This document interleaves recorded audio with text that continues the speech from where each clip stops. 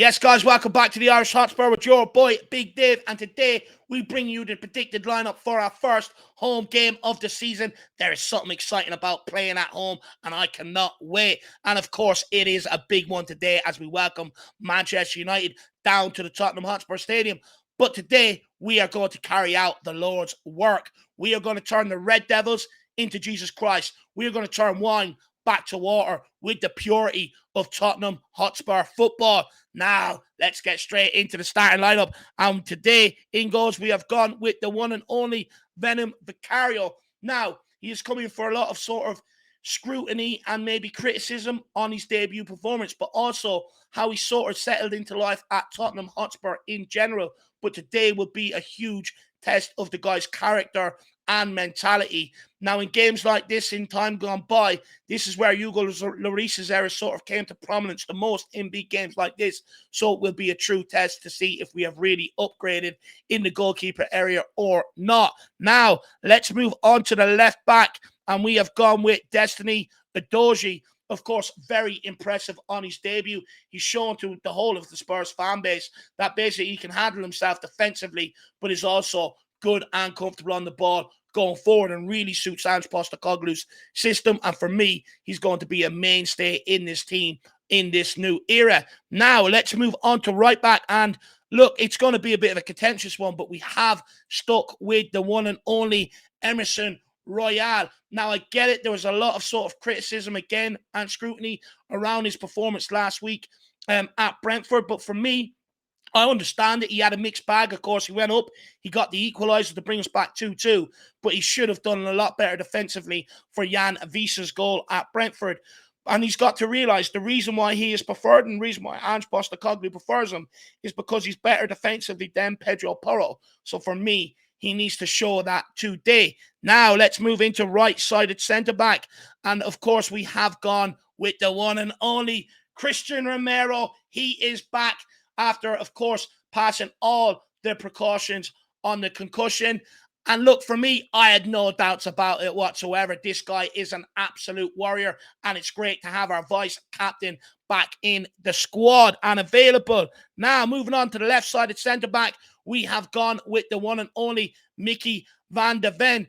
Now, Van de Ven, again, another one very impressive on his debut. Some worries about him in the air, answered that.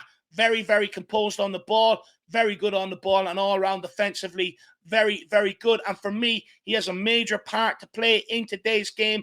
You know, with United's with United's pace, with them going to look to exploit Simon to Brentford with balls in behind our high defensive line.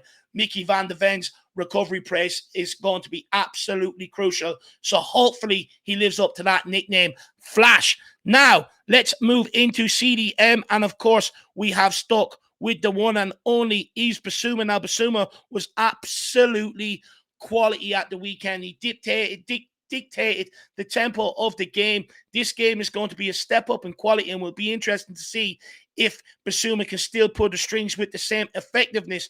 But despite it being a big test for Bissouma, he looks like a man reborn since Ange Postecoglou's arrival, and it is critical to us to getting a good result today that he puts in a good performance. For me, he is the absolute heartbeat of what we do here. Now, moving on to left centre mid, of course, we have gone with Maddison in one of them number 8 roles.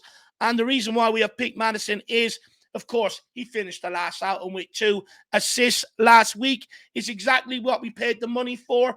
For me, we need more of the same quality deliveries from someone like Maddison. And if we want any chance of winning this game, we need him at his creative best because we need him to unlock Man United's back door. Now, this is where the probably biggest decision comes in today for me, for Ange Postecoglou, and that is that right centre mid. And the reason why is I don't think Ollie Skip really done anything last week defensively or going forward to try and affect the game whatsoever. I thought for a large period he was a bit of a bystander. So for me, I would actually make a change in here today. Now, a lot of people would say celso or Papa Sarr, but we have gone with the one and only Papa Sarr, a.k.a. Sarr Bele.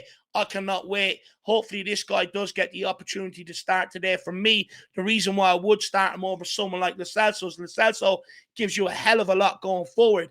but defensively, I don't think he will want to constantly put in the yards that it might require. Whereas someone like Sarr, he will give you both. He has the energy and the athleticism to get around that midfield, cause United a lot of problems. He's got big long legs. He can get after the ball, disrupt it, dig it out when needed.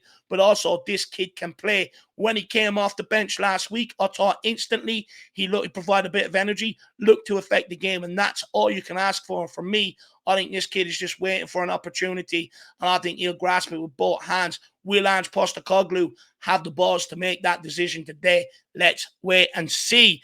Now, let's move on to left wing, and we have stuck with our captain, Son. Now, for me, I would actually prefer to put him out on the right. I would actually like to chance it and see if he looks any better out there, because what Ange really wants is his wingers to get on the outside like an old traditional winger and get the balls into the box. Whereas with Son on this side, he likes to constantly cut inside on his right foot, but it's already congested. You've got Dozie coming inside. You've got Maddison sitting in around there. So he doesn't really have that space that he would have had before to be able to cut in and get that curler. And there's a lot of questions around, does Sonny fit into Ange Postecoglou's system on the left-hand side? Would you play him through the middle? Stuff like that. But I also think what gets lost up in the conversation is that this guy is only back from surgery and he doesn't have the same fitness and that behind him. And for me, I think just give the guy a bit of time and I think Sonny will deliver. So that brings us on to right wing. Who have we gone on the right wing? Big call again, but we have stuck with Dejan Kulusevski. Look, again, you know, it's been a while since the Spurs fans have seen the very best of Dejan Kulusevski. And again, like Sonny, questions over whether he fits into the system playing on that right-hand side, looking to cut inside. Personally, I would like to see him on the left or down the middle and see if he can offer us anything better. But, you know, we got to remember Kulusevski was absolutely crucial in turning the ball higher up the pitch. Absolutely crucial in that regard. So for me, I think he retains his place on that aspect. But in terms of on the ball and in possession, he's going to have to do a lot better, because if he doesn't, I think for the next game against Bournemouth, I think Ange Postecoglou might have to consider making a change. And then that brings us on to the last position. Who do we go with up front? Look, we have stuck with Richarlison. Now, I know some of you will say, come on, Dave, you know, it didn't work. But you got to remember, Richarlison is our only senior striker, a natural striker. And for me, you know, you've got to play him at home. You've got to give him this game. Sometimes at home, you know, you can feel it, the crowd behind you, it gets you more pumped up, and sometimes it can do something to you. And all he needs is that one goal to get it off, to get that sort of long record off his back, to get a lot of the disappointment at Tottenham Hotspur off his back. You can see it with him. Not scoring is absolutely playing on his mind. When he gets into the positions, anytime the ball gets near him, he's nervous, he's erratic. He just needs to calm down, show a bit of composure. And for me, you give him today's game. If it doesn't work, you know, we'll take it from there. But I definitely think you give him today's game at home and let's see what he can do. You know, hopefully we can have many pigeon celebrations today. That would be absolutely ideal. But look, that's it. That's my predicted lineup for today's game. Please let me know in the comment section what your predicted lineup is. Is there any positions you think we may have got wrong? Let us know in the comments below. But look, big game, a massive opportunity to be able to make a statement on this year's Premier League, but also with the new era of Tottenham Hotspur that, you know, United, it's been a tough game down the years. You know, we always play counter-attacking against them, relinquish possession, and look to hit them on the break, whereas this time we're going into it, we're looking to, you know, force our possession-based game on them and hopefully dominate them and make them in this new era be the ones that approach us playing counter-attacking football. Let's see how we get on. Also, get your score predictions down below. As always, come on, you Spurs. In Ange we trust. We never stop.